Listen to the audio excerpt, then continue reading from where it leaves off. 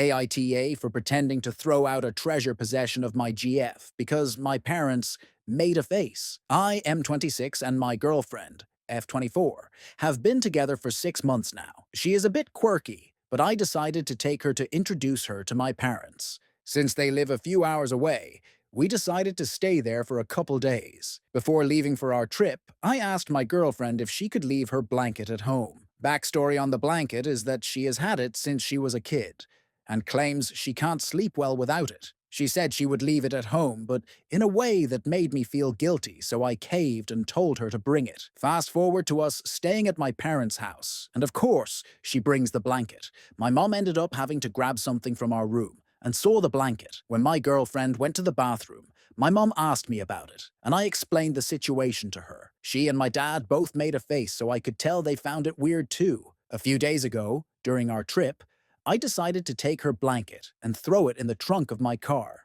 When she noticed it missing, she asked me about it, and I told her I threw it out. She looked devastated and began silently crying. After a while, she started throwing things into her bag, and when I asked her where she was going, she said home. I figured it was because of the blanket and said, "The blanket seriously is more important to you than making a good impression with my parents." She said yes and made her way outside where a taxi was waiting. I ended up giving her the blanket before she left, but she took it from me rather harshly. I asked her if she was still leaving and she said yes. I figured she was taking the taxi home, so I said, "You're seriously taking a taxi home over this? That's gonna cost $1,000. Her response was, "No, I'm taking a taxi to the train station because, unlike you, I'm not a dumbass," which was very rude. When I explained what happened to my parents, they said I was an asshole for doing that. I don't think I was in the wrong, because I technically didn't do anything.